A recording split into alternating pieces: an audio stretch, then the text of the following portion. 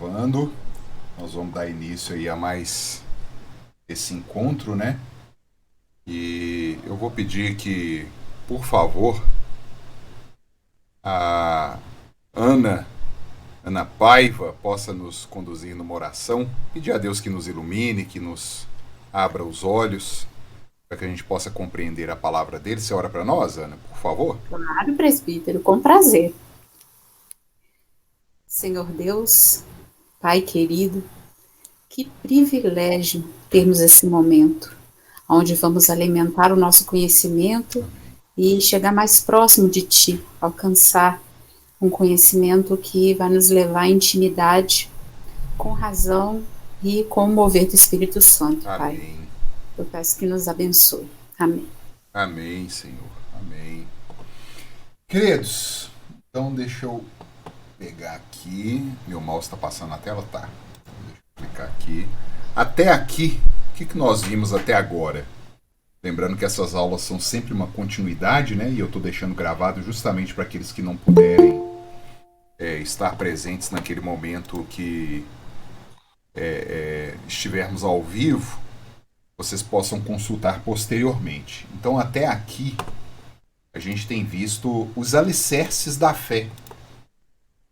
Olha que interessante isso. Se vocês pensarem, a gente tem um cronograma aqui de 13 assuntos. 13 assuntos. E nós estamos tratando do cristianismo aqui. O cristianismo ele não se resume a 13 assuntos.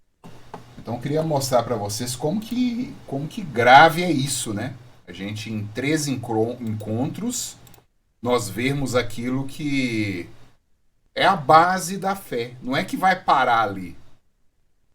É o alicerce da fé para que aqueles que forem chamados pelo Espírito Santo possam prosseguir nessa caminhada. Então, até aqui a gente viu cada um possui uma cosmovisão, uma maneira de enxergar o mundo, como que o mundo faz sentido para aquela pessoa, né? Nós vimos como que cada um explica o que crê e por que crê. Gente, é interessantíssimo isso. Façam uma experiência. Quando vocês estiverem debatendo religião com alguém, pergunta a pessoa no que ela crê e por que ela crê daquela forma. Isso é confessionalidade, é o que ela te explicar, é o que ela te falar daquilo ali. É impressionante isso, é uma fórmula impressionante isso. No que você crê? E por que você crê assim? Aí você vai ver cada um dando a sua explicação. É a cosmovisão que ela tem da divindade, do Deus que ela tem no coração dela. Nós vimos também sobre a Escritura e a lei de Deus. Nós vimos aqui que Deus se revela de forma objetiva, porque Deus é uma pessoa. Ele não é meramente uma ideia, um conceito que cada um pode abordar aquele conceito da maneira que melhor lhe aprouver. Ele é alguém que nos criou e deu de forma clara para nós a forma com que ele quer se relacionar conosco, que é a sua lei. E mais uma vez trazendo aqui, né, Paulo ele é muito claro no Novo Testamento quando ele diz assim: é evidente que pelo cumprimento da lei de Deus, ninguém vai ser salvo. É um fato. A lei foi dada para mostrar que nós temos um problema. E esse problema nós vamos debater na aula, nesse próximo encontro semana que vem, se Deus quiser. E nós vimos também quem é esse Deus. Quem é esse Deus que o mundo diz que crê, né? O Deus Pai, o Deus Filho e o Deus Espírito Santo, a bendita Trindade. Nós tivemos também uma aula sobre Jesus Cristo na semana passada, a segunda pessoa da Trindade, porque nós demos destaque, entre aspas, tá? Destaque à pessoa de Jesus Cristo. Porque essa pessoa da Trindade foi a pessoa eleita para fazer a comunicação entre a divindade e nós. O prazer do Espírito Santo está em que nós adoremos ao Filho de Deus. O Espírito Santo, o trabalho dele, o trabalho do Espírito Santo é jogar luz em Jesus Cristo. E o trabalho de Jesus Cristo é que ele nos conduza ao Pai. Se vocês prestarem atenção, especialmente no Novo Testamento, nessa estrutura, vocês vão ver a todo instante. O Espírito Santo, ele é um auto-obliterador. Obliterador é aquele que se oculta, né? O Espírito Santo, ele não quer um destaque. O Espírito Santo, ele trabalha no coração dos eleitos de Deus para que os eleitos olhem para a cruz, para Jesus Cristo.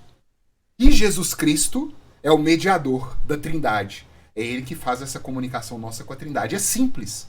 É simples. Jesus Cristo é o canal de comunicação dos seres humanos com Deus, a Divina Trindade. Nós vimos aqui, né, o que é Trindade, a gente tentou trabalhar aqui.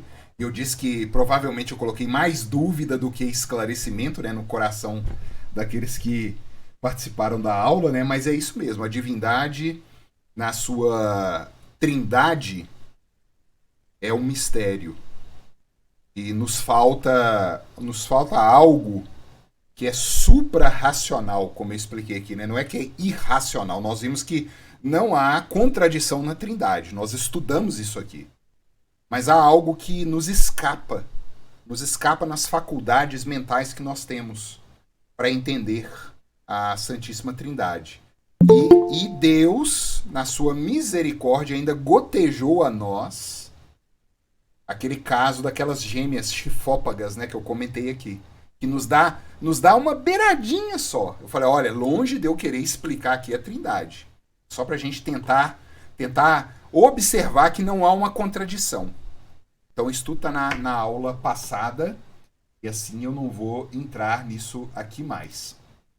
Então, deixa eu prosseguir com o slide aqui. Hoje a aula é sobre decretos, criação e providência. Nós vamos tentar entender esse Deus que a gente viu quem é, essa trindade, né? Uma natureza, 3 pessoas, aquele que é o criador de todas as coisas, quer nos céus ou na terra ou nas águas embaixo da terra, aquele que a ciência não pode explicar, aquele que é infinito e se inclinou a nós e resolveu se revelar a nós pela sua palavra. O que essa palavra nos diz? O que ele espera dessa criação? Como que ele executa as suas obras nessa criação? Então hoje nós vamos ver isso aí. O que são os decretos da Trindade? Como Deus manifesta esses decretos? O que é a obra da criação? O que a Bíblia diz sobre isso? A bendita palavra do Senhor. E os anjos e os homens, onde que entram nisso? Interessante a gente pensar, né? Seres que se relacionam, a gente muitas vezes pensa em homens e Deus. Mas nós temos os anjos nisso aí. Onde que eles entram nisso? Existem diversas religiões aí espalhadas pelo mundo que têm as suas opiniões, as suas cosmovisões sobre os anjos. O que a Bíblia diz sobre os anjos? E aonde o descanso com D maiúsculo, percebam isso, hein? Prestem atenção. Descanso com D maiúsculo entra nisso. Nós vamos ver aqui que o domingo, o primeiro dia da semana, que Deus chama de primícias, é um prenúncio daquilo que todo que aquele crer no seu Filho vai gozar pela eternidade, do descanso bendito. Aquele descanso que foi perdido lá no Éden, quando nós, seres humanos, resolvemos dar as costas para Deus. Nós entramos num conflito, nós entramos em tribulação, em loucura. É a melhor palavra para a gente definir isso. É uma loucura em que nós, seres humanos, nos enfiamos. Mas aí Deus não se deixou sem testemunho durante a existência.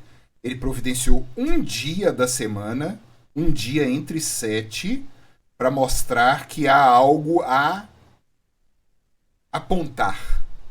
Algo para a gente ter a esperança ainda que há como nos reconciliar com Ele. Isso é o bendito descanso, nós vamos ver aqui. Tanto nessa aula de hoje, falando do descanso que havia no Éden, especialmente, né, antes da queda, antes da loucura do homem abandonar a própria realidade e tentar criar uma realidade para si, quanto na aula que vem, que é a aula sobre o pecado. O que é pecado? Aí nós vamos ver aonde que nós caímos. Nós, seres, imagem e semelhança de Deus, aonde nós caímos. Nós vamos estudar a antropologia bíblica, o que nós somos. Então vamos continuar aí. Queridos, eu apelei especialmente, agora nessa quarta aula que a gente está tendo, né, a nossa confessionalidade. Vocês lembram aquilo que a confessionalidade é aquilo que a gente crê. Então hoje vocês vão ter contato mais especificamente com o que é a confessionalidade da reforma, a reforma protestante que deu a origem às igrejas evangélicas, que hoje está tão surrada, tão maltratada, né, as igrejas evangélicas. Qualquer um aí diz que é evangélico e está cometendo loucura aí. Mas nós temos uma raiz, nós temos uma história, nós temos uma fé que vem lá dos pais da igreja, atravessou de forma silenciosa a Idade Medieval por causa da tirania de Roma e que foi redescoberta ali no século XVI, a partir de 1500.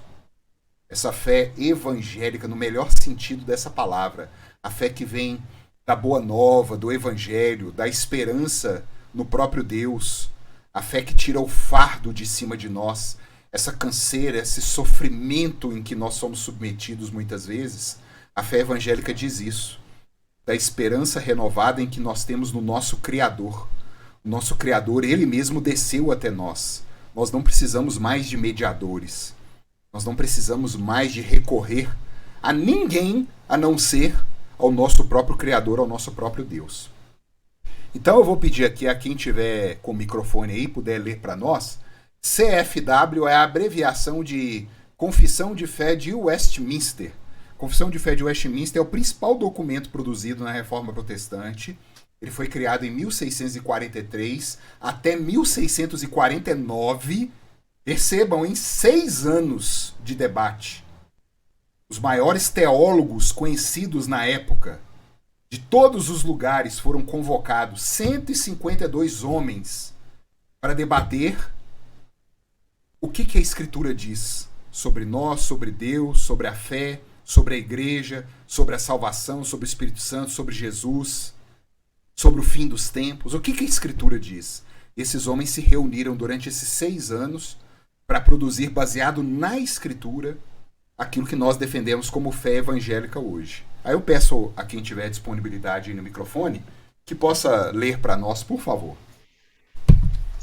Desde toda a eternidade, Deus, pelo muito sábio e santo conselho da sua própria vontade, ordenou livre e inalteravelmente tudo quanto acontece, porém de modo que nem Deus é o autor do pecado, nem violenta a vontade da criatura, nem é tirada a liberdade ou contingência das causas secundárias, antes estabelecidas.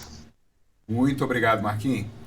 Queridos, olha que proposição até difícil, né, da gente entender no primeiro momento, mas não tem nada de difícil nisso. A questão toda é que o nosso orgulho, a nossa soberba, muitas vezes nos impede de dar o braço a torcer porque a Escritura diz, para aquilo que o nosso Criador diz. Desde toda a eternidade, quer dizer, o propósito é antes que houvesse qualquer coisa. Vocês devem lembrar que nas primeiras aulas eu defendi aqui um atributo, antes dos atributos de Deus, né? Uma situação em que Deus vivia, que era a solidão de Deus. Houve um momento em que Deus era suficiente em si mesmo e não existia nada além dele e da sua própria suficiência, a sua própria existência. Em determinado momento, Deus resolve, na economia da Trindade ali, Pai, Filho e Espírito Santo, criar coisas, criar seres, para manifestar a sua glória a esses seres.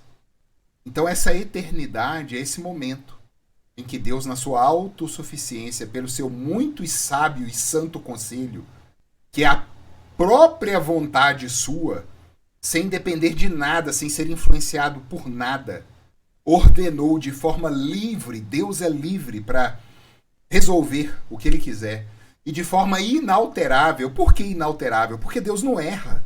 Deus não precisa olhar a história e falar assim, ixi, eu errei nesse ponto aqui, deixa eu corrigir isso aqui. Ele não necessita disso, ele é perfeito. Então, inalteravelmente, ele ordenou livremente tudo o que acontece. Olha que interessante. Porém, de modo que nem Deus é o autor do pecado. Por quê? Porque ele criou criaturas livres. Eu tratei desse assunto na última quinta-feira na igreja. Nós estamos estudando lá o Sínodo de Dort, que aconteceu em 1618 e 1619, E lá, o momento do documento que nós estamos é justamente que trata da teodiceia. Da onde que vem o mal? Se existe um Deus bom e o mal existe no mundo, como que funciona isso? Nós estamos lá estudando isso. Nós vimos, Deus não é o autor do pecado porque ele criou criaturas livres e nem violentada é a vontade dessa criatura livre que ele criou. Aí você pergunta assim, mas como que Deus ordena inalteravelmente tudo que acontece e ao mesmo tempo ele não violenta a vontade dessa criatura? E nem tirada é a liberdade ou a contingência, quer dizer, a dependência das causas, as causas segundas ou causas secundárias, mas que, pelo contrário, antes foram estabelecidas por ele mesmo, mas sem violentar a vontade da criatura. Meus queridos, vocês que me ouvem, prestem atenção. Talvez essa aqui seja uma das aulas mais difíceis. Eu costumo falar isso no início das aulas, a aula mais importante, a aula mais grandiosa. Talvez essa que seja a aula mais difícil. Por quê? Porque ela nos envolve.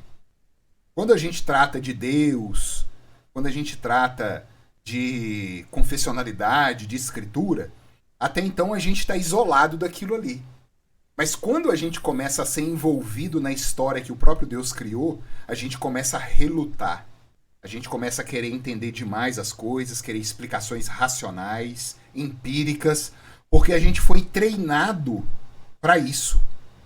No momento ali do iluminismo, que entrou ali essa dialética, né, materialista, você tem uma tese, tem uma antítese, tem uma síntese que se transforma numa tese. A gente foi treinado a desafiar a Deus. Isso não é muito bom, não. Por que eu digo que não é muito bom? Até certo sentido, a dialética nos serve muito, porque nós somos seres questionadores. Nós precisamos questionar. Paulo elogia os habitantes de Bereia, em Atos dos Apóstolos, porque ele diz que os bereanos eram os mais nobres. Por quê? Porque eles questionavam o que Paulo falava. E como que eles questionavam isso?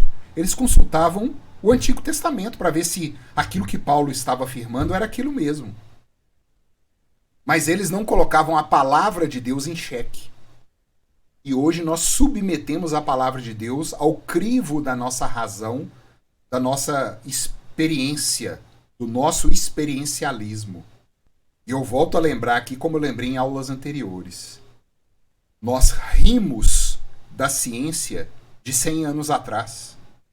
E as pessoas vão rir de nós e da nossa ciência daqui a 20, 30, 50 anos. Nós não podemos perder isso de vista, irmãos. A ciência ela é mutável. A base da ciência boa, da ciência sadia, é justamente o questionamento. E a gente tem visto hoje a ciência se tornar uma espécie de Deus inquestionável. Especialmente quando a ciência é capturada, é salvaguardada pela política. Cada um quer tomar a ciência para si e dizer que aquilo aí é imutável. Isso é um perigo. E a gente tem que fugir disso. Aqueles que creem na Escritura como a verdade de Deus aos homens, quando a gente tratou das Escrituras, né, na aula sobre Escritura, nós vimos lá que a Escritura não se propõe a ser um livro de ciência, não. Ela não é um livro de geografia, ela não é um livro de medicina, de advocacia, de programação, não. Nós vamos desenvolver isso como criaturas que pensam e que Deus fez assim. Mas quando se trata de salvação e quando se trata do relacionamento entre os homens, os seres humanos e o Criador, a palavra final é da Escritura. E nós vamos ter duas categorias de pessoas aqui. Aquelas que vão se curvar e reconhecer que são incapazes de alcançar a grandiosidade do Criador. E do outro lado nós vamos ter aquelas pessoas que acham que o Criador é como uma delas, como um par. E vão querer submeter o Criador à sua razão, ao crivo da ciência, da experiência. Eu defendi aqui nas últimas aulas que o câncer da teologia hoje é a teologia liberal. A teologia liberal defende exatamente isso. O que a Escritura diz que não pode ser compreendido pela minha razão ou pelo experiencialismo deve ser descartado. Isso é coisa diabólica. Porque a gente está tratando aqui do sobrenatural. A gente está tratando aqui do suprarracional, aquilo que está além. na metafísica, além da physis, além da natureza. Então, vamos colocar as nossas violas em nossos sacos, como diz o ditado, e vamos caminhar nessa humildade. Olha o que Isaías, capítulo 45, o que o nosso Senhor reservou para nós. Capítulo 45 de Isaías, de 5 a 13, diz assim: Eu sou o Senhor, e não há outro. Além de mim não há Deus. Eu te vestirei ainda que não me conheces, para que saibas até ao nascente do sol e até ao poente que além de mim não há outro. Eu sou o Senhor e não há outro. Eu formo a luz e crio as trevas. Faço a paz e crio o mal. Eu, o Senhor, faço todas estas coisas. Destilai, ó céus, dessas alturas, e as nuvens chovam justiça. Abra-se a terra e produza a salvação, e juntamente com ela brote a justiça. Eu, o Senhor, as criei. Ai daquele que contende com seu Criador, e não passa de um caco de barro entre outros cacos. Acaso dirá o barro ao que lhe dá forma: que fazes? Ou, a tua obra não tem alça. Ai daquele que diz ao pai: por que geras? E a mãe: por que dás à luz? Queridos, como que um bebê pode questionar o seu pai e a sua mãe? Aqueles que o geraram. É isso que Deus está falando aqui. Como que o vaso pode questionar aquele que o criou? É isso que Deus está falando aqui. Continuando, versículo 11. Assim diz o Senhor, o Santo de Israel, aquele que o formou. Quereis acaso saber as coisas futuras? Quereis dar ordens acerca de meus filhos e acerca das obras das minhas mãos? O que a humanidade está querendo fazer hoje? É isso aí. Dar ordens acerca dos filhos de Deus e acerca das obras das mãos dele. Eu fiz a terra e criei nela o homem. As minhas mãos estenderam os céus, e a todos os seus exércitos dei as minhas ordens. Eu, na minha justiça, suscitei Ciro, e todos os seus caminhos endireitarei. Ele edificará a minha cidade e libertará os meus exilados, não por preço nem por presentes, diz o Senhor dos exércitos. Olha que maravilha isso aqui. Quem pode abrir para nós Isaías 10, o mesmo profeta, e ler o versículo 5, 6 e 7, por favor? Preparem-se aí, viu? Abra as Bíblias aí nos seus computadores, nos seus celulares. Nós vamos ler Bíblia, é o que nos interessa. Porque essa declaração de fé que está aí na tela, ela tem que ser baseada no que a Bíblia diz. Porque se assim não for, como as seitas hoje fazem, né? Ah, é o pastor que disse, ah, é o profeta que disse, é o apóstolo que disse, isso não me interessa. O que interessa é o que o Senhor disse. Isaías 10, 5, 6 e 7, por favor. Vamos lá, pessoal, me ajuda aí.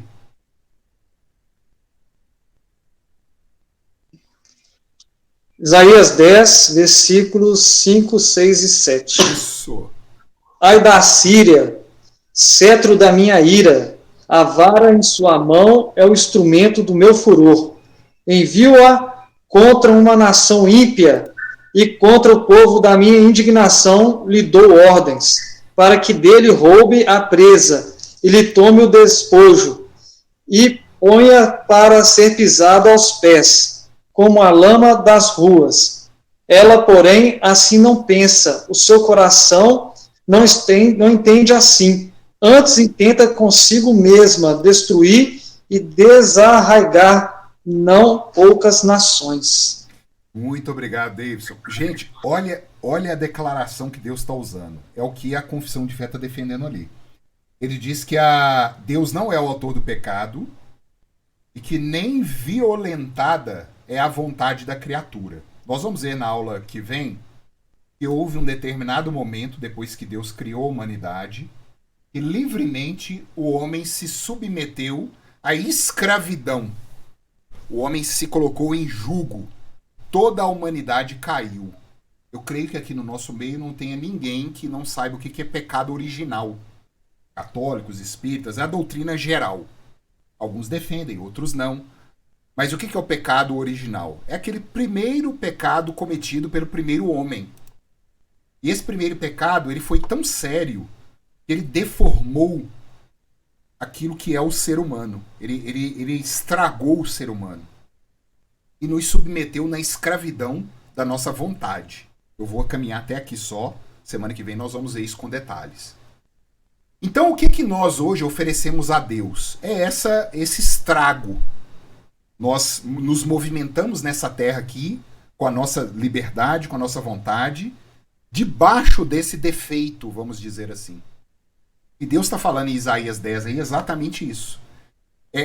O contexto aqui é Israel se rebelou contra Deus, abandonou a justiça, oprimia o órfão, oprimia a viúva, o necessitado, a corrupção, os ricos querendo tomar as terras daqueles que não tinham terras. É mais ou menos o que a gente vê hoje.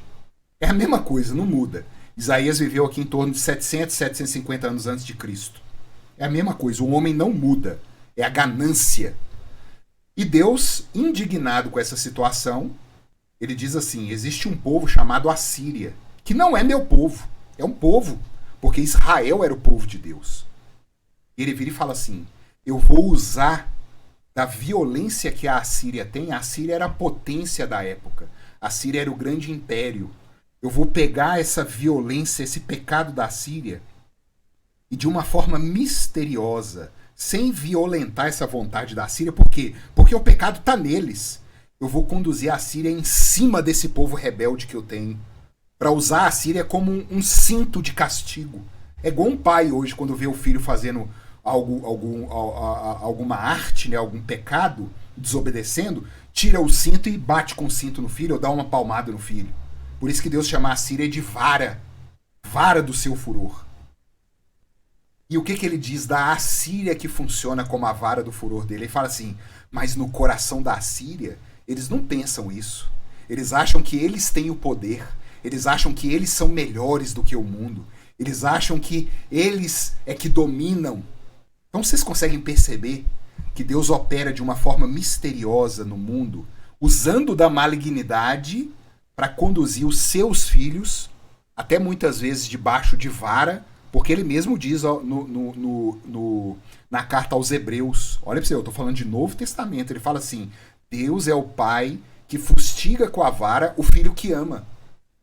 Porque senão, nós seríamos bastardos. E ele vai usar isso do ímpio. Deus não tem nada com ímpio, não. O ímpio está destinado à destruição. Porque a escolha que ele fez, ele quis abandonar a Deus. Ele não busca a Deus. Mas Deus, por misericórdia, vai atrás daqueles que ele mesmo amou. E muitas vezes ele vai usar da vara de correção para chamar essas pessoas ao arrependimento. É exatamente o que está acontecendo aqui no episódio da Assíria com o povo de Deus em Israel. Quem puder abrir aí o livro de Atos dos Apóstolos, eu vou pedir que leia no capítulo 4 agora. Os versículos 26, 27 e 28. Atos dos Apóstolos, capítulo 4, 26, 27 e 28. Por favor. Vamos lá, gente. Quebra meu gai aí e vamos ler.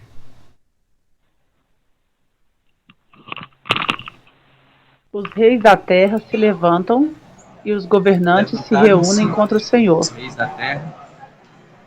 e contra o seu Tá dando ungido. pra ouvir? Opa, ô Rony, a Denif já tá lendo? Daqui a pouquinho eu te passo. Segura aí. Vai lá, Denif, por favor. De fato, Herodes e Pôncio Pilatos reuniram-se com os gentios e com o povo de Israel nesta cidade, para conspirar contra o teu santo servo Jesus, a quem ungiste. Fizeram o que o teu poder e a tua vontade haviam decidido de antemão que acontecesse. Você consegue perceber? Até o 28 ou 29? Até o 28. Obrigado, viu, Denif? Gente, Ok. vocês conseguem perceber? Há algo que, se a gente olhar com uma visão limitada, com uma visão do nosso cotidiano, do dia a dia, nós não conseguimos capturar. Mas olha o que Atos dos Apóstolos... Nós estamos falando de Novo Testamento, gente. Estou falando do apóstolo Lucas registrando isso aqui. O mesmo autor do Evangelho de Lucas. Ele diz assim, que se ajuntaram os judeus, aqueles que não eram judeus, que ele chama de gentios, né? Para o judeu, o gentio é aquele que não é judeu. Herodes, que representa a liderança, os poderosos judeus, e Pôncio Pilatos, que representa os poderosos gentios. E o que ele quer dizer com isso? Se ajuntou todo mundo contra o santo de Deus, contra o ungido do Senhor, que era Jesus. E o que eles fizeram? Fizeram tudo quanto a mão de Deus predeterminou. Deus usou da maldade do mundo para levar o Senhor à cruz, para que aquele que cresce em Jesus não morresse a morte que a lei exige. Para que Jesus morresse a morte que a lei exige, o Criador impõe sobre a criatura. É o direito de Deus. E Deus, por misericórdia, entregou o próprio Filho. E o próprio Filho assumiu essa responsabilidade de bom grado para morrer por aqueles a quem ele defendeu. Isso é grandioso demais, queridos. Por isso que nós estamos tratando aqui dos decretos de Deus. Nós estamos com a visão aqui antes que houvesse mundo. E é o que a Escritura está nos revelando aqui. Ô Rony, abre para nós aí o mesmo livro de Atos, capítulo 17 agora, 24 a 28, por favor. Atos 17, 24 a 28. Olha o que Paulo diz nesse trecho aqui. Só um minutinho. Beleza, pode ficar tranquilo. Se não der pra gente terminar essa aula hoje, a gente joga pra semana que vem. Eu falei com vocês que a gente não tinha pressa não, que 13 encontros poderia se desenrolar, 15, 16, não tem problema não. Atos 17, 27 a 28? Atos 17, 24 a 28. 24 a 28. Isso. O Deus que fez o mundo e tudo o que nele há, sendo ele Senhor do céu e da terra, não habita em templos feitos por mãos de homens, nem tampouco é servido por mãos humanas, como se necessitasse de alguma coisa. Pois ele mesmo é quem dá a todos a vida, a respiração e todas as coisas. E de um só fez todas as raças dos homens, para habitarem sobre a face da terra, determinando-lhes os tempos já dantes ordenados e os limites da sua habitação, para que buscassem a Deus, se porventura, tateando, o pudessem achar, o qual, todavia, não está longe de cada um de nós, porque nele vivemos, e todos nos movemos, e existimos, como também alguns dos vossos poetas disseram, pois dele também somos geração. Até aí, meu querido, muito obrigado. Eu volto a dizer, a revelação é grandiosa demais. Deus fixou os tempos e os locais, usando da liberdade da sua criatura, mas agora uma liberdade caída, uma liberdade limitada, uma liberdade escrava, o que nós vamos entender na semana que vem. Guardem isso. Guardem isso. O grande problema de muitas seitas que a gente vê espalhadas pelo mundo é tomarem parte da Escritura. Especialmente dizendo assim, o Antigo Testamento já passou, hoje a gente está na graça. Isso é falácia. O Novo Testamento ele não pode existir sem o Antigo Testamento. O Novo Testamento explica o Antigo Testamento. O Antigo Testamento aponta para o Novo Testamento.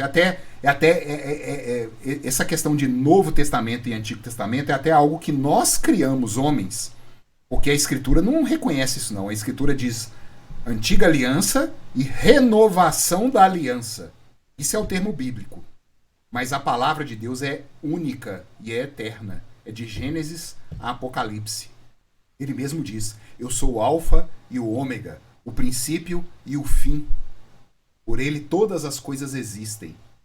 Nós estamos expondo o livro de Êxodo na igreja, né, todo domingo. E nós vimos lá essa semana Êxodo 3, na parte da manhã. Deus ele se identifica para Moisés como eu sou. É o nome de Deus, eu sou. E Jesus usa esse mesmo nome, eu sou, no Evangelho de João, a ponto dos judeus quererem apedrejá-lo, porque ele se dizia Deus. Como que eu posso virar levianamente e dizer que não foi Jesus Cristo que escreveu a Escritura inteira, porque ele é Deus? A gente tem que tomar muito cuidado com isso. Vamos prosseguir, queridos. Mais um slide. Deixa eu... Aqui. E aqui, ó. Quem lê para nós aí? Confissão de Fé de Westminster, capítulo 3, artigo 2. Vamos caminhar. Podem ler.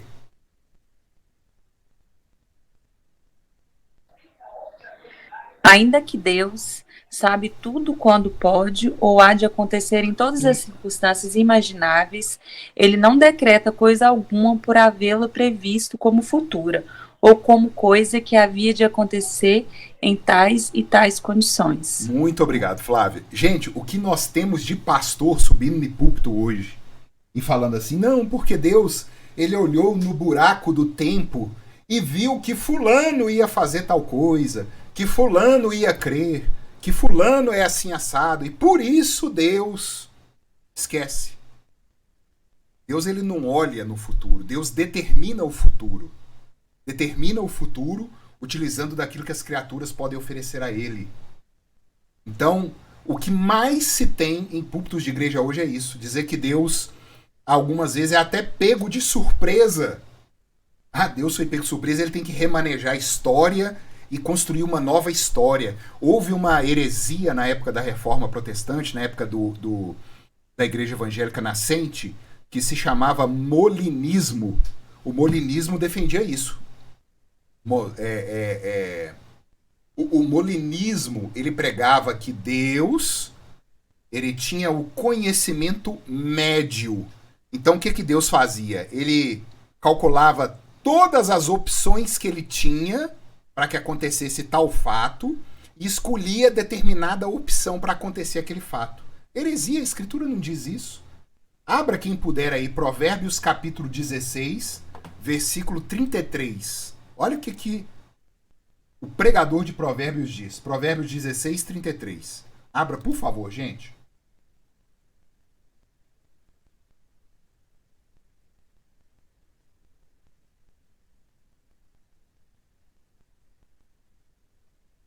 Pessoal, não me deixa no vácuo, não, que vocês estão gastando meu tempo aqui, hein? É Provérbios 16, 33. Eu acho que... Pode ler, Marco. Flávio vem depois, vou pedir para você ler outro, Flávio. Tá, joia. A sorte se lança no regaço, mas do Senhor procede toda decisão. O autor de Provérbios, ele se atreve de forma santa a dizer que o jogo de dados se lança na mesa, mas é de Deus que vem a decisão. A sorte ali é isso, trazendo para a nossa linguagem, para o nosso contexto. A sorte se lança no regaço. É como se a gente estivesse jogando um jogo de ludo, não sei quem que já jogou ludo aí, né? O Banco Imobiliário, ou qualquer outro jogo aí. Você lançou os dados, lançou a sorte, mas é de Deus que vem aquela decisão ali. É impressionante a minúcia com que Deus trata a criação dele. Mateus 11, 21 e 23 diz assim, derrubando completamente aqueles que dizem que Deus olha pelo buraco do futuro e vê quem vai crer para salvar, quem que não vai crer para não salvar. Olha o que Jesus Cristo diz, saiu da boca do nosso Senhor. Mateus 11, 21 a 23 diz assim, ai de ti, Corazim, é o nome da cidade, né, Corazim. Ai de ti, Betsaida, ai de ti é a pior sentença de juízo que alguém poderia dizer na Escritura. Por quê? Se em Tiro e em Sidom, que são outras cidades, se tivessem operado os milagres que em vocês se fizeram, então Jesus tinha operado milagres lá em Corazim e Betsaida. E ele mesmo diz, se eu tivesse feito isso em Tiro e Sidom, há muito elas se teriam arrependido com pano de saco e com cinza. Contudo vos digo, no dia do juízo haverá menos rigor para Tiro e Sidom do que para vocês outras. Tu, Cafarnaum, elevar-te-ás porventura até os céus? Cafarnaum é outra cidade. Descerás até o inferno, porque se em Sodoma se tivessem operados os milagres que em ti se fizeram, teria ela permanecido até o dia de hoje. Queridos, presta atenção. Jesus está falando aqui que ele sabia que se ele tivesse feito os milagres em Tiro, em Corazim e Betsaida, os mesmos milagres que ele tinha operado em Tiro e Sidom, elas teriam se arrependido. Então por que ele não foi lá? Se ele sabia que se ele tivesse feito isso lá, eles tinham se arrependido. Vocês estão vendo? Uai, os pastores não estão defendendo que Deus olhou no buraco do tempo e viu que Beltrano Ciclano ia arrepender? É exatamente por isso. Porque Jesus não quis. Porque eles, como Judas, eram filhos da ira, como a Escritura defende. Jesus negou a eles o que Jesus fez em Betsaida e Corazim. para mostrar que o coração de Betsaida e Corazim era tão duro quanto o coração de Tiro e Sidom. Eles negariam de qualquer forma. É muito sério. É por isso que eu falei que essa aula de hoje talvez seja a que mais nos agrida, porque muitos aqui vão rejeitar essa verdade. Nós temos aqui pessoas que estão conhecendo a fé reformada porque querem fazer parte da igreja reformada, da igreja evangélica presbiteriana. Nós temos aqui só visitantes, pessoas que querem conhecer um pouco da doutrina. E muitas vezes o nosso coração, que é orgulhoso, ele rejeita isso. Fala, não é Deus que faz isso não, porque sou eu que resolvo. O poder está em mim. E a Bíblia diz, não há poder no ser humano. Nós estamos caídos. É o que nós vamos ver na aula da semana que vem. Flávia, abre pra gente Romanos, capítulo 9. E leia para nós do versículo 11 até o versículo 18, por favor. Talvez seja o texto mais grave da Escritura esse aqui. Romanos 9, de 11 a 18. É o texto que mais demonstra a seriedade com que Deus trata o pecado do homem. Romanos 9, do 11 a 18.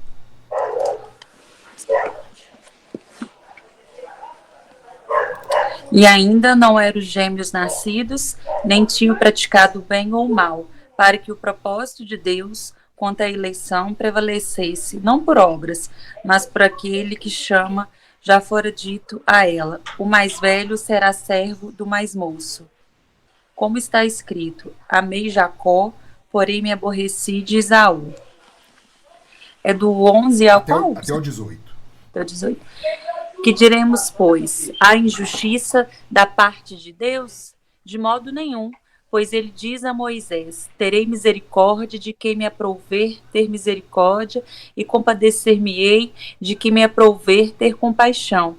Assim, pois, não depende de quem quer ou de quem corre, mas de usar Deus a sua misericórdia, porque a Escritura diz a Faraó, para isto mesmo te levantei, para mostrar em ti o meu poder e para que o meu nome seja anunciado por toda a terra. Logo, tem ele misericórdia de quem quer e também endurece a quem lhe apraz. Até aí, Flávia, muito obrigado. Queridos, prestem atenção nisso. Paulo está argumentando aqui com os judeus de Roma que Deus levantou Rebeca e Rebeca engravidou de gêmeos.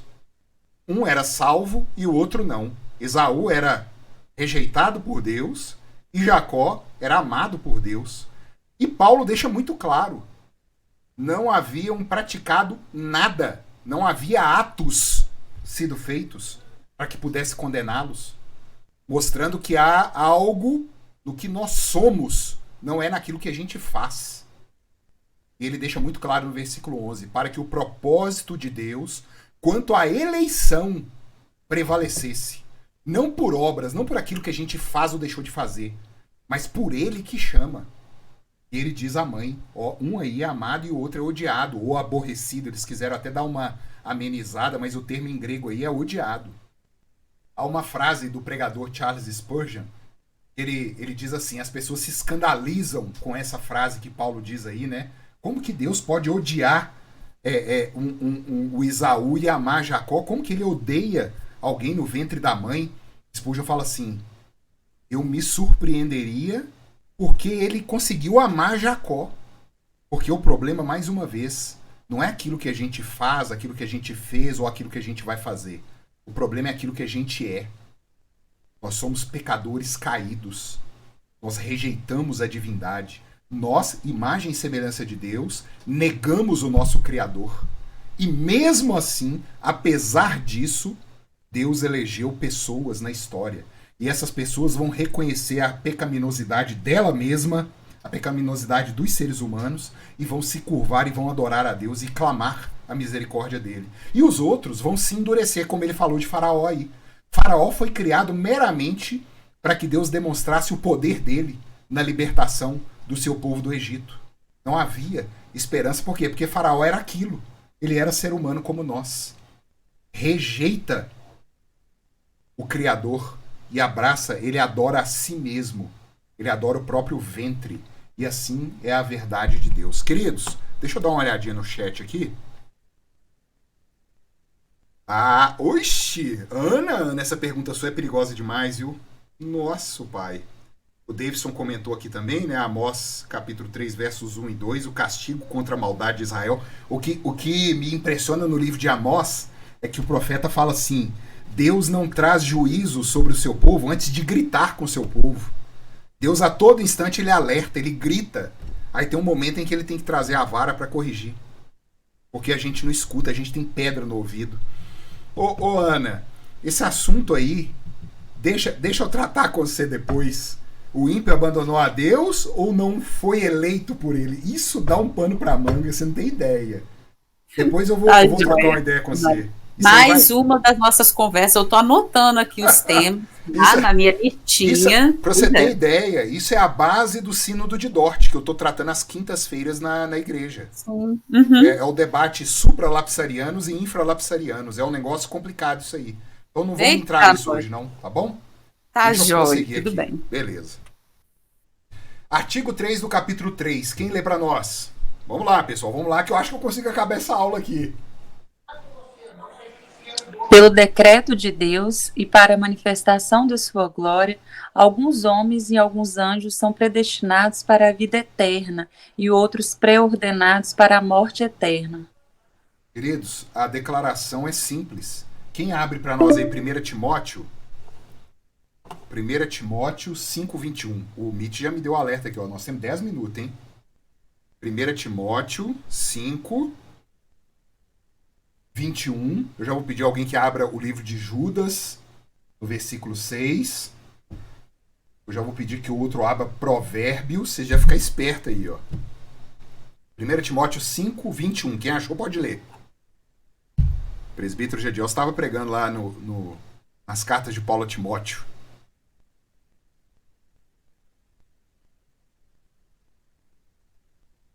Vamos lá, gente.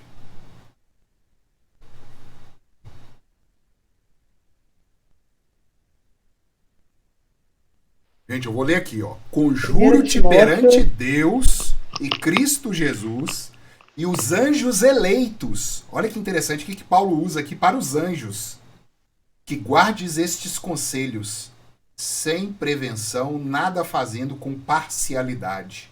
Mas olha, dá ouvidos à palavra de Deus, não coloque o seu coração aí não. E eu te conjuro, eu faço você jurar diante de Deus, de Jesus Cristo e dos próprios anjos eleitos, aqueles que permaneceram no seu poder, na sua potestade. Isso é 1 Timóteo 5:21. Judas 6, quem lê para nós? E há anjos, os que não guardaram o seu estado original, mas abandonaram o seu próprio domicílio. Ele tem guardado sob trevas, em algemas eternas, para o juízo do grande dia. Muito obrigado. Quando os anjos pecam, olha que interessante, foi antes de Adão e Eva, antes dos nossos pais ancestrais. Não houve redenção para os anjos, eles caíram. Deus sumariamente os julgou como reto juiz, mas a descendência de Abraão não. Deus entrou no meio da descendência de Abraão. Quem abre Provérbios 16:4, por favor? Provérbios 16:4. O Senhor fez todas as coisas para determinados fins, e até o perverso para o dia da calamidade. Terrível, terrível.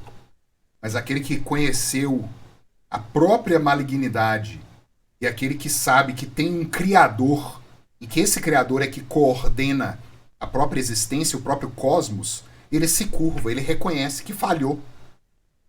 Eu sempre comento com a Mirka, quando a gente sai, né, e anda pelas ruas e tudo, eu vejo, por exemplo, um necessitado, um mendigo, ouvir para mim e fala assim, bem, você consegue perceber como nós falhamos como humanidade? Não era para existir isso aqui. Uma pessoa passando necessidade de comida, de roupa, de lar. Não era para ter isso. E nós nos metemos nessa confusão, nós, seres humanos. E o que um Deus justo tem que fazer com essa humanidade que submete uns aos outros a isso? É terrível a nossa situação. Olha o que Paulo vai dizer em Romanos 9, 22 e 23. Ele afirma assim: que diremos, pois, Se Deus, querendo mostrar a sua ira e dar a conhecer o seu poder, suportou com muita longanimidade os vasos de ira preparados para a perdição, a fim de que também desse a conhecer as riquezas da sua glória em vasos de misericórdia, que para a glória preparou de antemão. Como que Deus iria demonstrar todo o fulgor da sua glória, da sua santidade, da sua justiça, da sua majestade, do seu amor, da sua ira, se não houvesse vasos de ira e vasos de misericórdia? Ah, queridos, e quando cai a bomba na nossa mente, a gente se vê como um perdido e a gente clama a Deus misericórdia, os céus se abrem para nós. A gente vai entender isso aí. Vamos lá, vamos lá. Confissão de Fé, capítulo 3, artigo 8º. Vocês estão vendo que eu estou pincelando aqui a confissão de fé, né? Hoje, depois eu vou passar para vocês o link para vocês estudarem essa confissão de fé. É ouro puro aquilo ali. É algo com consistência. Os homens morriam defendendo isso aqui. Eles não ganhavam dinheiro, como hoje nós temos aí pastores, apóstolos, enchendo o bolso de dinheiro, enganando o povo. Não, pelo contrário. São homens que a terra não era digno deles. Eles defendiam uma fé para o povo, para que o povo cresça e fosse salvo. A doutrina, prestem atenção nisso, a doutrina deste alto mistério de predestinação deve ser tratada com especial prudência e cuidado. É isso que eu estou defendendo aqui o tempo todo. Gente, cuidado com isso. O nosso pastor, e eu estou comentando isso aqui porque ele já comentou abertamente, tá? Não estou falando nada aqui que seja secreto ou particular. Ele tem um tio que era, né, presbítero da igreja. Em determinado momento da vida desse tio dele, o tio dele falou assim: eu sou eleito, eu sou predestinado. Abandonou o casamento, abandonou a esposa, juntou com uma novinha e chutou o balde, defendendo assim: eu sou eleito. Você está vendo como que a doutrina foi usada de forma diabólica? Por isso que os reformadores falaram assim: olha, tenha especial prudência e cuidado, a fim de que os homens, atendendo à vontade revelada de Deus em sua palavra. Aí você me pergunta: Ricardo, quem são os eleitos? Eu não sei. O que eu sei é que eles existem e que eles serão chamados pela palavra de Deus. Por isso que o evangelho precisa ser pregado da forma mais simples e mais pura possível. Porque o evangelho é o poder de Deus para a salvação de todo aquele que crê. É o que Paulo diz em Romanos 1. E prestando obediência a essa palavra. Eu sou eleito. Se você é eleito e você diz que é eleito, você obedece à palavra de Deus. Se não, você não é. Ponto final. E assim possam, pela evidência da sua vocação eficaz, quer dizer, essa obediência que vai gritar no nosso coração, querer agradar a Deus, sabendo que a gente vai errar muitas vezes, nós vamos nos certificar da sua eterna eleição. Por que eu sei, queridos, que eu sou um salvo, que eu sou um eleito? Porque eu sei que por mim mesmo e pela minha força eu nunca seria. Eu sei que eu sou o mais vil dos seres humanos. Que a minha mente ela é corrompida. Que eu imagino coisas que, se Deus fosse me julgar pelos meus pensamentos, eu estava perdido. Eu peço misericórdia a Deus que limpe a minha cabeça. A ganância, a avareza, a lascívia, a luxúria, a pornografia que passa na minha mente, isso seria mais do que o suficiente para me condenar ao inferno. Por isso eu sei que eu preciso da misericórdia. Eu preciso da graça de Deus. Assim, a todos os que sinceramente obedecem ao Evangelho, esta doutrina, né, da eleição e da predestinação fornece motivo de louvor, reverência e admiração de Deus, bem como de humildade e diligência e abundante consolação. Eu nunca vou bater no peito e falar assim: eu sou um eleito, então eu posso pecar. Paulo já tratava desses casos, tanto em Romanos capítulo 3, quanto em Romanos capítulo 6. Aqueles que dizem que podem pecar para que a graça de Deus seja maior, a condenação deles é justa. É o que o apóstolo diz. Isso é fantástico. Isso é fenomenal. A própria tranquilidade de saber que Deus elege pecadores é essa tranquilidade que vai me levar a abraçar o Evangelho e a própria lei de Deus, porque eu vou confiar que Deus nos revelou a sua magnífica bondade. Quem pode abrir para nós Romanos 8, 33 e 34? Romanos 8, 33 e 34. Queridos, eu vou abusar da boa vontade de vocês hoje, correndo o risco de tomar xingo da minha esposa depois, hein? Eu vou pedir mais 10 minutinhos. Quando essa sala cair, eu abro uma nova, mando o link lá no grupo do WhatsApp e a gente só finaliza essa aula. Tá faltando 2 slides, só para não ficar metade. Tranquilo? Não deve dar nem 10 minutos. Quem abre para nós Romanos 8, 33 e 34? Romanos 8, Quem 33 tentará e 34. Pode ler. Desculpa. Beleza, e depois volta a Dennifer, por favor. Dennifer. Não, pode ir, Dani. Pode ir? Então vai, Dennifer, por favor. Quem fará alguma acusação contra os escolhidos de Deus? É Deus quem os justifica. Quem os condenará? Foi Cristo Jesus, que morreu, e mais, que ressuscitou, e está à direita de Deus e também intercede por nós. Queridos, se o próprio Deus, que é o detentor da lei, e que poderia nos condenar, enviou o seu Filho, o próprio Filho, e nos entregou, porventura ele não nos daria graciosamente todas as outras coisas? O que é mais grandioso do que o próprio Cristo, que é Deus encarnado? É uma questão de lógica, tá? Eu acho engraçado que eu vi um vídeo de uma senhora, ela claramente deve ser de alguma comunidade, alguma favela, né? Eu cresci em favela, detesto esse nome comunidade, fica querendo usar de eufemismo, né? Eu nasci no meio de uma favela lá no bairro das Indústrias.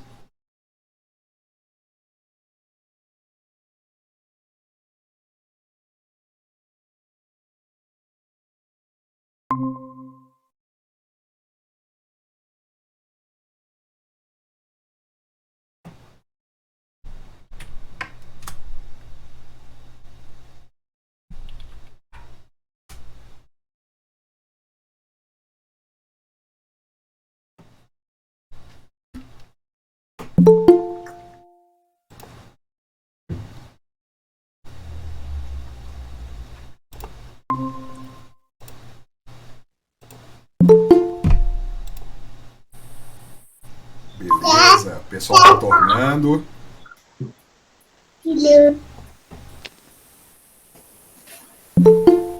Aí.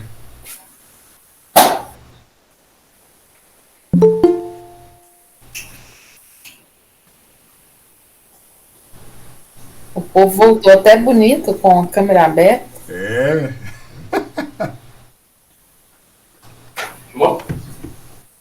Então vamos lá? Então eu estava argumentando aqui com vocês, de forma racional. Se o próprio Criador encarna e se entrega em favor dos seus escolhidos, como a Jennifer leu, o que nós vamos esperar mais do Criador, queridos? O que a gente quer? É uma pergunta franca. Qual que é a bênção que você ainda espera na sua vida? Se você verdadeiramente creu que você é incompetente, que a lei de Deus é majestosa e ela exige perfeição, e que o próprio Deus mandou o seu Filho para fazer aquilo que nós não podíamos, e nos basta confessar a nossa incapacidade e adentrar o reino dos céus.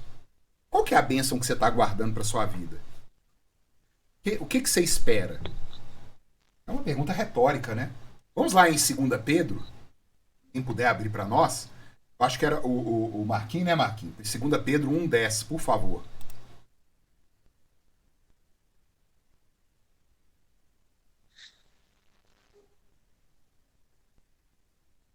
Segunda Pedro 1,10. Ô, gente, eu nem vi se o Marquinhos entrou na sala. Eu entrei. Tá aí, né? Tô abrindo aqui. Tô falando aqui sem saber. Portanto, irmãos, procurai fazer cada vez mais firme a vossa vocação e eleição, porque, fazendo isto, nunca jamais tropeçareis. Queridos, vocês estão vendo o que Pedro está exigindo daqueles que dizem que são eleitos, escolhidos de Deus? Se você é um eleito, um povo que não era povo de Deus, mostra isso com as suas obras. Não são obras mais para se conquistar a salvação, para conquistar o céu, porque suas obras são fracas. Elas estão cercadas de máculas, de fraquezas, de problemas. Mas assim como uma criança, né, que a gente vai ensinando pequenininha ali a comer, a andar, que faz tudo errado, tudo atrapalhado, e a gente tem satisfação como pais em ver o desenvolvimento daquela criança, Deus, quando ele nos pega como crianças, como Jesus diz, né? Aquele que não se assemelhar a uma criança não pode entrar no reino dos céus. Com as nossas obras todas maculadas, todas frágeis, Deus se agrada daquilo. Porque a gente não entra diante do Senhor de forma arrogante, de forma altiva. A gente entra de forma humilde, reconhecendo que somos apenas criaturas. Criaturas que temos um problema e que estamos recorrendo ao nosso Pai. Por isso que Paulo diz em Romanos 8, Abba, Pai. A gente pode confiar em Deus como um verdadeiro Pai agora. E esse Pai nos recolhe, esse Pai nos acalenta, esse Pai nos abraça. É isso que Pedro nos encoraja, é isso que Paulo nos encoraja, é isso que Cristo nos chama a fazer, adentrar a majestade de Deus como meninos, e não querendo fazer conta diante de Deus. Ó Deus, eu fiz tal coisa, eu doei tantas cestas básicas, eu distribuí sopão na rua, eu fiz aquilo outro, eu mereço entrar diante da tua presença. Ah, irmãos, querido ouvinte, apele à justiça de Deus e peça a Ele para te julgar de acordo com as suas obras. Vamos ver o que vai sobrar. Vamos ver o que vai sobrar. Quem puder aí abrir, por favor, Deuteronômio 29:9. Se eu chegar lá primeiro, eu vou ler, hein? Deuteronômio 29:29.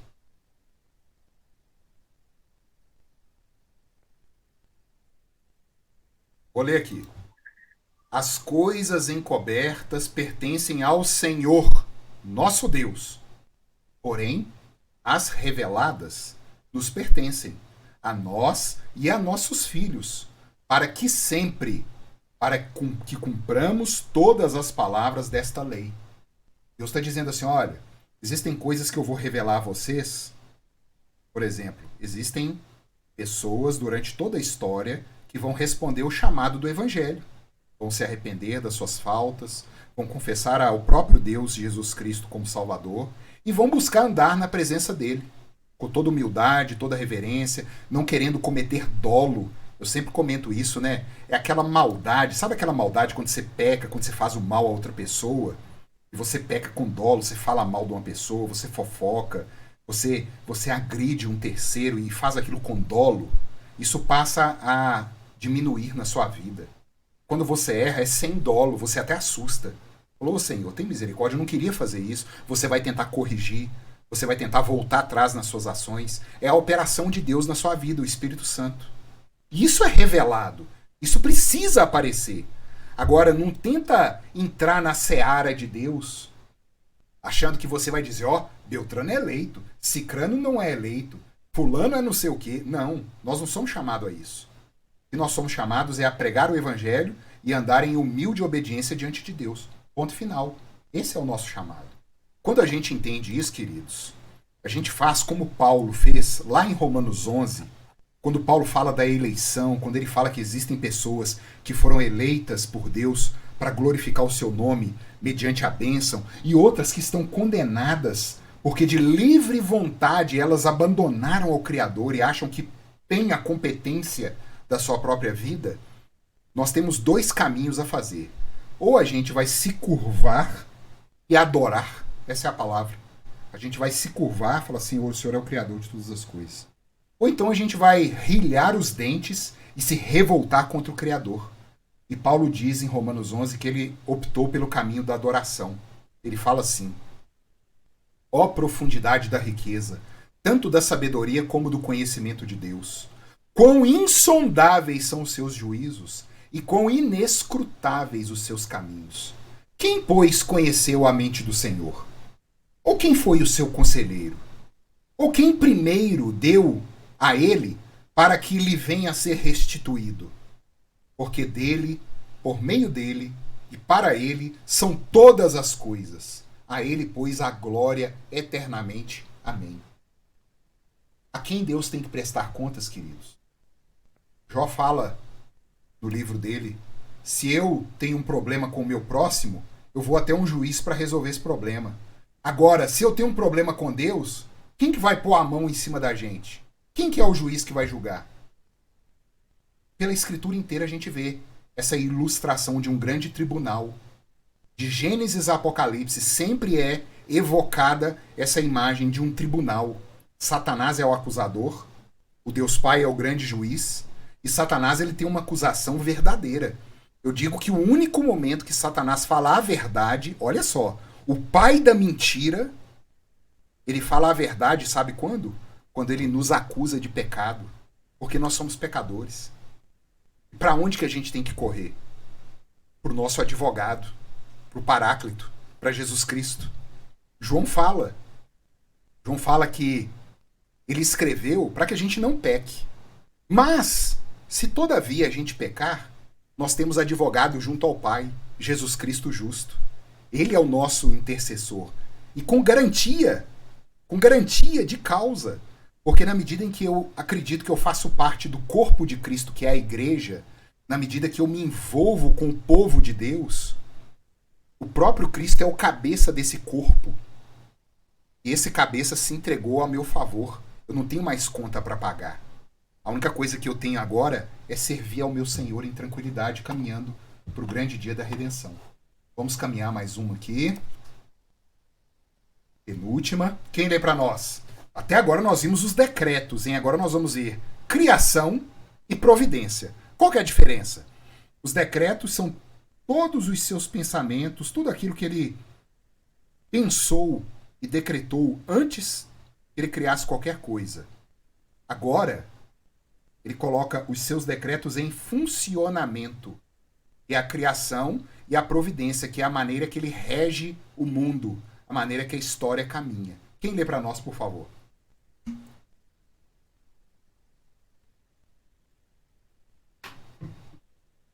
Bom, a gente abre esse áudio aí e lê, hein? Ameaça, hein?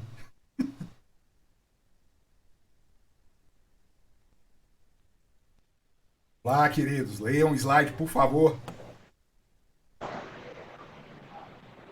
Eu não passei, o slide não está compartilhado, meu bem. Eita. Pera aí, gente. Vocês estão me deixando falar pro vento aqui, vocês não avisam? Vou pôr pra vocês aí agora. Só um minutinho. Eu tô falando aqui, vocês, tipo assim, né? O que esse homem tá falando? Ai, vamos lá. Apareceu pra vocês aí? O bom que foi a primeira vez que eu troquei slide, então do outro vocês já estão cientes.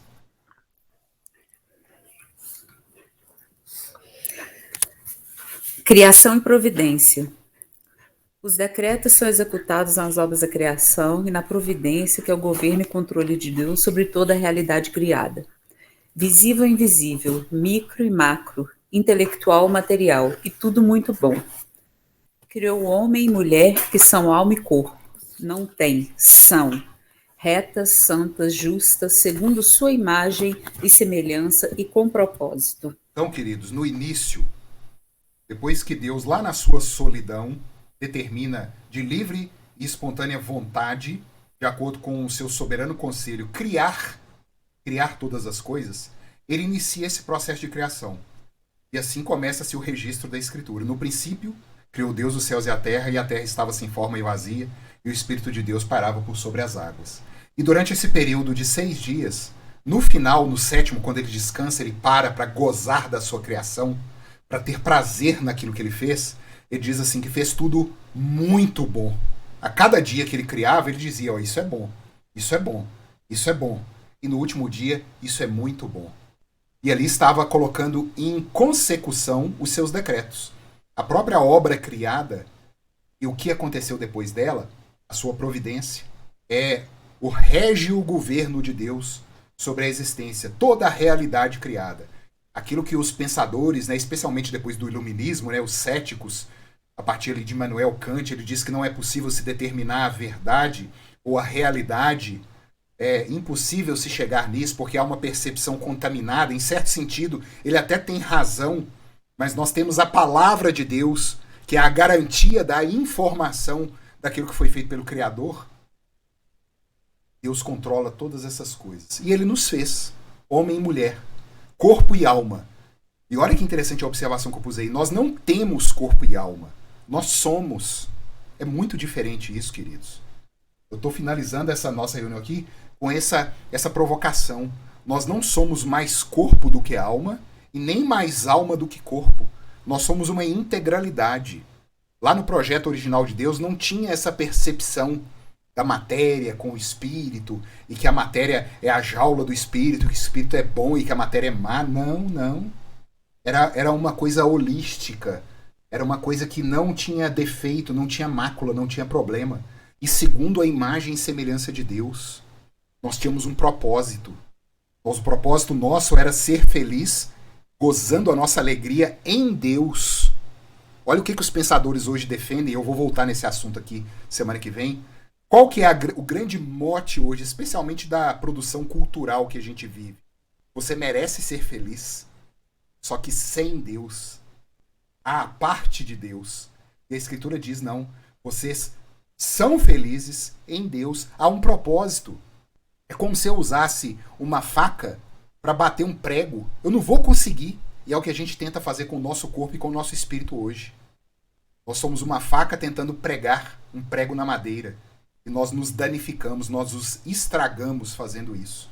E na aula que vem nós vamos adentrar isso aí. E o último slide, quem lê para nós, que é o fundamental para a gente fechar com chave de ouro a aula de hoje. Para a gente entender como que Deus opera nesse mundo. Na sua providência ordinária, Deus emprega meios. Todavia, ele é livre para operar sem eles, sobre eles ou contra eles, segundo o seu arbítrio. Vocês veem, queridos? Deus ele opera usando meios. Qual que é o meio que Deus deixou para os seus crentes, para os seus eleitos, buscarem consolo, conforto e alegria? A oração é um meio. E sem isso não tem mágica não, porque ele definiu. Existe uma obra que precisa ser feita, existe um exercício físico, intelectual, que é eu orar. E existe um mistério ali sendo operado, que é os meios que Deus empregou. A oração, a leitura da palavra, a congregação com a igreja, o ajudar o meu próximo, o amar ao próximo como a mim mesmo, o amar a Deus sobre todas as coisas. São os meios que Deus operou. Mas Deus pode operar, inclusive, sem esses meios. Como que é o nome quando Deus opera sem os meios? Quem chuta aí? Tem um nome para isso.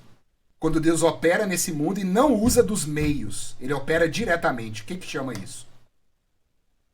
Ô, gente, é tão óbvio. Pode falar que vocês vão acertar. Autonomia? Não. Milagre, milagre, gente. Quem falou aí? Milagre. Milagre é a operação de Deus no mundo criado, no mundo natural, sem usar dos meios que ele criou. É um milagre. Quando Jesus anda por sobre as águas, Jesus momentaneamente ali, ele se isentou da lei da gravidade. Ele caminhou sobre as águas, queridos. Existe uma lei no mundo que nos atrai para baixo. Que é a gravidade que a Terra exerce sobre nós, um corpo gigantesco, exercendo esse poder sobre corpos pequenos. Jesus Cristo se isentou ali. Por outro lado, Deus controlou na travessia do Mar Vermelho o vento de tal forma que ele abriu um caminho pelo mar. Isso é narrado no livro do Êxodo. Um vento do lado oriental soprou sobre o mar e o mar se abriu. E quando o povo atravessou, esse vento cessou e o mar caiu sobre os egípcios. E assim a gente vai vendo milagres ocorrendo durante a história. Se eu não crer em milagres, se eu não crer na operação do Espírito Santo hoje, falando ao coração de cada um aqui, eu não sou crente. Eu não criei em Jesus Cristo, porque Jesus Cristo falou que enviaria o Espírito Santo. E muitas vezes, naquele momento de mais necessidade, Deus vai operar por meio de milagres nas nossas vidas, segundo o desejo dele. E outros não. Outros Deus vai deixar acontecer o que tem de acontecer, e a gente tem que confiar na palavra revelada dele, que diz o quê? Tudo coopera para o bem daqueles que amam a Deus. Pode ser que aconteceu uma desgraça na minha vida, uma doença, uma morte. E naquele momento eu não tenho condições de julgar. Falar, meu Deus, por que está acontecendo isso na minha vida? Mas posteriormente, queridos, que não seja lá na glória, quando a gente estiver morando com o nosso Senhor, nós vamos compreender que aquilo ali era o melhor a acontecer naquele momento. E isso é difícil da gente abraçar e acreditar, viu? A gente prefere viver num conto de fadas. Mas a Escritura não é uma fábula. Não é um conto de fadas. Deus não faz aquilo que a gente quer. Deus faz aquilo que a sua soberana vontade quer. E isso é o melhor para nós. Assim como nós não deixamos os nossos filhos fazerem o que eles querem todas as vezes, e muitas vezes eles vão se revoltar contra nós como pais, assim nós nos comportamos muitas vezes em relação a Deus. Deus nos restringe muitas vezes dizendo não e a gente se revolta contra Deus ainda. Ô raça ordinária é o ser humano. Ô raça terrível é a gente, queridos. E aqui nós vamos finalizar essa aula. E semana que vem, se Deus quiser, nós vamos entrar na antropologia bíblica. O que Deus pretendeu para nós no começo? Nós éramos livres, tínhamos o livre-arbítrio, e o que nós fizemos com esse livre-arbítrio e da onde nós caímos. Alguma questão, queridos? Deixa eu ver o chat aqui. Tem mais alguma coisa? Milagre, Paula respondeu aqui, né? É isso mesmo. Alguém tem alguma dúvida? Senão eu vou dar por encerrada a nossa aula. Semana que vem, se Deus quiser, a gente retorna ao nosso encontro. Creio que não, né? Deus abençoe então a cada um aqui, boa semana, e que Deus guarde a família de cada um aqui que esteve conosco. E depois eu vou colocar essa aula lá no YouTube. Um abraço, viu? Um abraço, pessoal. Boa noite. Boa noite, gente. Deus abençoe. Boa noite, Deus abençoe. Boa noite, gente.